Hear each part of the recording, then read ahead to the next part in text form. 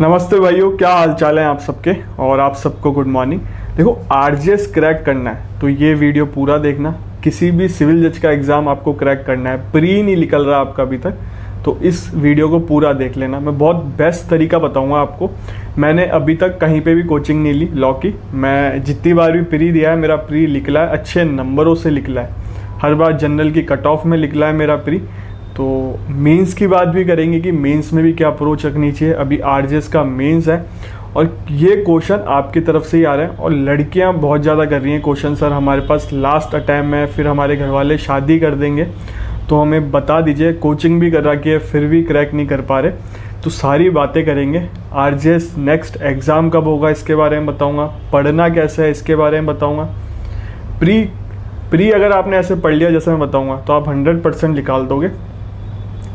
Mains में क्या approach रखनी चाहिए पहले ही रखना पड़ता है, यानी कि एग्ज़ाम आ गया, अब 1-2 महीने बचे हैं फिर हम पास कर लेंगे, नहीं, अभी से आपको लगना पड़ेगा जिस टाइम आप वीडियो देख रहे हो, क्योंकि नेक्स्ट वैकेंसी आपको बहुत जल्दी देखने को मिलेगी आरजेएस की, या किसी और भी स्टेट की दे सकते हो।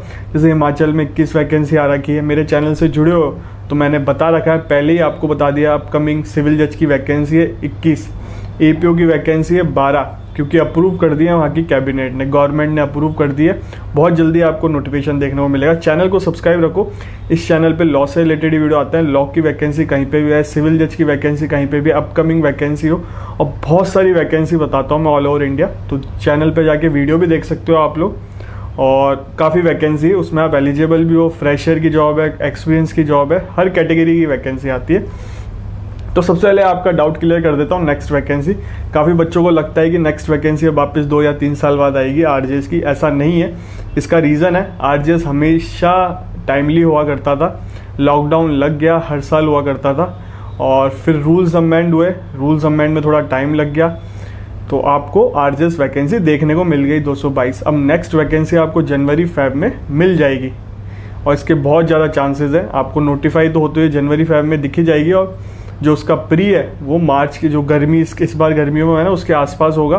एक कंडीशन है कि अगर रूल्स वापस अमेंड करने पड़े, क्योंकि इनको सिलेबस चेंज करना पड़ेगा, नए क्रिमिनल लॉ डालने पड़ेंगे, मतलब चेंज करना पड़ेगा सिलेबस, नई IPC, CrPC, evidence act include करने पड़ेंगे और पुराने वालों को हटाना पड़ेगा। तो वो आरपीएससी के पास से जाके, गवर्नर साहब के पास जाके साइन होके आता है, क्योंकि आरपीएससी से कंसर्न लेनी पड़ती है। अपने कॉन्स्टिट्यूशन में भी आपने पढ़ा होगा, जुडिशरी के बारे में देख लेना, आपको नहीं पता है तो कॉन्स्टिट्यूशन पढ़ा होगा तो आपको पता होगा। तो नेक्स्ट वैकेंसी आपको अगले साल देखने को मिल जाएगी, वो भी बहुत ज़्यादा अगले साल आने वाला है। और एक तैयारी करने में, एक ढंग से किसी कंपटीशन की तैयारी करने में, मैं आईएएस की बात नहीं कर रहा, आईएएस में थोड़ा ज़्यादा समय लग जाता है, या किसी और कंपटीशन की तैयारी करने में 6 से 8 महीने तो लगते हैं। तो अगर आपको ढंग से पढ़ाई करनी है, मतलब काम ऐसा करो कि 100% लिख लो आप, तो वो चीज़ के लिए बता रहा हूँ। उसमें थोड़ा समय लगता है, यानी कि 1-1.5 महीने में आप पढ़ के कभी तुक्के से पास भी हो जाता है, बट ऐसा नहीं कि हर बार ये लगे। तो इसलिए कह रहा हूँ, समय दो किसी चीज़ को। तो मैं आपको एक्सप्लेन कर रहा हूँ पढ़ना कैसे है। ये तरीका मैंने बता रखा है, ये तरीका आपको हर जो जज है वो बताएगा। आपके कोई नोन से पूछ लेना, क्योंकि हमने भी इस चीज़ें सीखी हैं, हमें भी कोई बताने वाला नहीं था, हमने भी अपने तरीके से पढ़ा। उससे मतलब हम कॉलेज में थे तो हमने ऐसे देखा, तो याद नहीं होता लॉ। अपन को जुडिशरी में लॉ याद करना है, कॉन्सेप्ट तो हर किसी के क्लियर हो जाएंगे, पर लॉ याद करना है। तो लॉ कैसे याद होगा? आपको सबसे बड़ा काम रिवीजन करना है, ये सबसे हार्ड मतलब टास्क है, रिवीजन। इसका सिंपल वे मैं आपको बताता हूँ। एक मेजर एक्ट लेना है आपको, एक माइनर एक्ट लेना है, ठीक है। हिंदी इंग्लिश की ग्रामर साथ चलनी है, वो आप कोचिंग कर सकते हो, चाहे लॉ की मत करो कोचिंग, जैसा मैं तरीका बता रहा हूँ वैसे पढ़ लो। प्री के लिए बता रहा हूँ, अभी प्री के लिए बता रहा हूँ। आपको मेजर एक्ट के 10 या 20 सेक्शन पढ़ने हैं। अगर आज से पढ़ रहे हो तो 10 भी पढ़ सकते हो, क्योंकि अभी समय है नेक्स्ट वैकेंसी आरजेएस के लिए। 10 सेक्शन मेजर एक्ट के पढ़ो, एक माइनर एक्ट पढ़ो, और हिंदी इंग्लिश की ग्रामर, ठीक है। मतलब ऐसा नहीं कि पूरी ग्रामर एक साथ करो, हिंदी इंग्लिश की ग्रामर करो, क्वेश्चन सॉल्व करो। नहीं आती हिंदी, नहीं आती इंग्लिश, कोचिंग ज्वाइन कर लो, हिंदी इंग्लिश ही कर लो। अगर बिल्कुल ही ख़राब है, अगर सही है तो आप बुक ले आओ। बुक मैंने बता रखी है, चैनल पे आपको मिल जाएंगे वीडियो बुक के ऊपर भी। तो नेक्स्ट डे आपको जो 10 सेक्शन आपने मेजर एक्ट के पढ़े थे उसको पढ़ना है। फिर जो पुराने 10 सेक्शन पढ़ लिए, फिर नए 10 सेक्शनों को पढ़ना है। फिर अगला माइनर एक्ट पढ़ना है। ये कर लिया आपने सेकेंड डे। थर्ड डे आपको 20 सेक्शन जो आपने पढ़े थे मेजर एक्ट के उसको पढ़ना है, फिर 10 सेक्शन पढ़ना है, ठीक है। फिर माइनर एक्ट जो आपने पढ़े थे 2 उसको रिवाइज करना है थर्ड डे। ये करते जाना है आपको। फिर नेक्स्ट 4th डे आपको जो आपने मतलब मेजर एक्ट का सेक्शन पढ़े थे उनको रिवाइज करना है, फिर 10 सेक्शन नए पढ़ना है और एक नया माइनर एक्ट पढ़ना है। 5th डे भी आपको एक नया माइनर एक्ट पढ़ना है और जो मेजर एक्ट का सेक्शन था उसको रिवाइज करके 10 सेक्शन नए पढ़ना है। ऐसे आपको याद होता जाएगा और आपको रीड मारना है, रटने की कोशिश नहीं करनी, केवल आप रीड मारते जाओ और बेयर एक्ट में ही चीज़ों को शॉर्ट करते जाओ। शॉर्ट करना पड़ेगा आपको लैंग्वेज को। आपको पता चल जाएगा, प्री के पेपर उठा के देख लो या किसी भी साल के पेपर उठा के देख लो, सॉल्व बुक देख लो, कुछ भी देख लो, एमसीक्यू, आपको पैटर्न पता चल जाएगा कि कैसे एमसीक्यू क्वेश्चन आता है। तो उसको लैंग्वेज को शॉर्ट करना है आपको, अगले दिन आपको रिवाइज करने में आसानी रहे, क्योंकि दोबारा गधा घिसाई नहीं करनी, मतलब स्मार्ट वर्क करना है। तो उसी को बेयर एक्ट में कभी होगा तो मैं अपने बेयर एक्ट दिखाऊंगा, मैंने बहुत चीज़ें उसी में शॉर्ट करके लिख रखी है, तो रिवीजन करने में आसानी रहती है। तो ऐसे ऐसे आप रिवाइज करते जाओगे ना, आपके देखो आपने सबसे पहले सीआरपीसी ली, कुछ दिनों में आपकी सीआरपीसी हो जाएगी। माइनर एक्ट तो आपके हो ही जाएंगे, मतलब 1 महीने के अंदर तो आप ढंग से माइनर एक्ट अगर रिवाइज करते जा रहे हो प्रॉपर होने लग जाएंगे आपके। माइनर एक्ट तो आपको यूँ रट जाएंगे और मेजर एक्ट भी आपको रट जाएंगे अगर रिवीजन आप ढंग से, क्योंकि सबसे पहले सीआरपीसी लेना, सीआरपीसी लेंदी है, फिर सीपीसी लेना, फिर एविडेंस एक्ट लेना, कॉन्स्टिट्यूशन लेना, सारे पढ़ना है। फिर टीपी कॉन्ट्रैक्ट एक्ट को भी डेली रिवाइज करना है आपको। तो ऐसे आपको रिवाइज करना है। रिवीजन बहुत ज़रूरी है लॉ याद करने के लिए। अब बात आती है मेंस की। जिस टाइम आप जैसे अभी से आप प्री की पढ़ाई कर रहे हो तो मेंस के आपको नोट्स बनाना है क्वेश्चन फॉर्म में, ठीक है। उसके लिए भी आप बुक रेफर करो। अगर कोचिंग नहीं जाना चाहते, कोचिंग इच्छा है आपकी जाने की, कर सकते हो, फाइनेंशियली कोई दिक्कत नहीं है, तो कोचिंग बिल्कुल कर लेनी चाहिए, कोई बुरी बात नहीं है। मैंने नहीं करी इसका मतलब नहीं कि हर कोई ना करे, करनी चाहिए कोचिंग अगर आप फाइनेंशियली स्ट्रांग हो और कोई दिक्कत नहीं है। अगर फाइनेंशियली स्ट्रांग नहीं हो तो विदाउट कोचिंग भी आप पास कर सकते हो। किसी को मैं ये नहीं बोलूँगा कि मैं बता रहा हूँ वो कोचिंग करो, जो भी आपके घर के आसपास है, जो भी आपको सही लगे, और ट्राई करो ऑफलाइन कोचिंग लो और ऑनलाइन भी ले सकते हो अगर आपको सारी चीज़ें समझ में आती है। क्योंकि हमारे टाइम पे ऑनलाइन का इतना क्रेज़ था नहीं, आजकल तो बच्चों की पढ़ाई भी कॉलेज ऑनलाइन में निकली है तो शायद उनकी हैबिट में आ गई हो, पर हमारे टाइम पे ऑनलाइन ऐसा कुछ था नहीं। लॉकडाउन के बाद ये सारी चीज़ें हुई हैं, तो ट्राई यही करो ऑफलाइन ले सको, ऑनलाइन भी ले सकते हो अगर आपको सारी चीज़ समझ में आ रही है, ठीक है। मेन्स के क्वेश्चन फॉर्म में आपको नोट्स बनाने पड़ेंगे।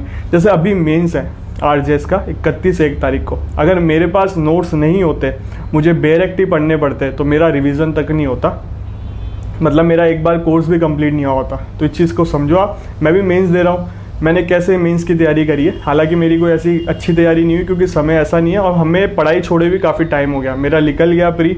अगर चैनल से जुड़े हो गए तो मैंने अपनी वो भी लगाई थी, रिजल्ट की कॉपी भी लगाई थी, अगर देखा नहीं है तो देख लो जाके वीडियो, क्या नंबर आया है मेरे। तो मेरा निकल गया, तो मेंस के अब देना तो है ही, इतना टाइम है नहीं, फिर भी इस टाइम में जो कर सकता था वो मैंने किया। तो मेरे पास नोट्स थे इसलिए मैं पॉसिबल कर पाया। तो आपके नोट्स होने चाहिए मेंस के लिए, खुद के लिखे हुए, किसी और के नहीं।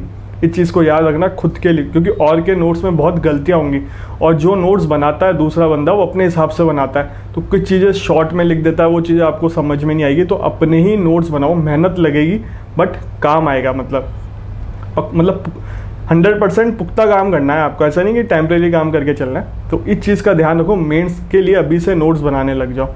हिंदी, इंग्लिश, ग्रामर मैंने आपको बता दी, आपको सॉल्व करना है, ग्रामर के तो रूल्स याद करना है, फिर उसके क्वेश्चन लगा लो, हो जाएगी। और नेगेटिव मार्किंग है नहीं आरजेएस में, इतनी दिक्कत आती नहीं, 15 मार्क्स के आते हैं। और हिंदी इंग्लिश दोनों, चाहे प्री हो चाहे मेंस हो, उसमें कट ऑफ क्लियर करवाने में बहुत इंपॉर्टेंट रोल रहता है। इस चीज़ का ध्यान रखना।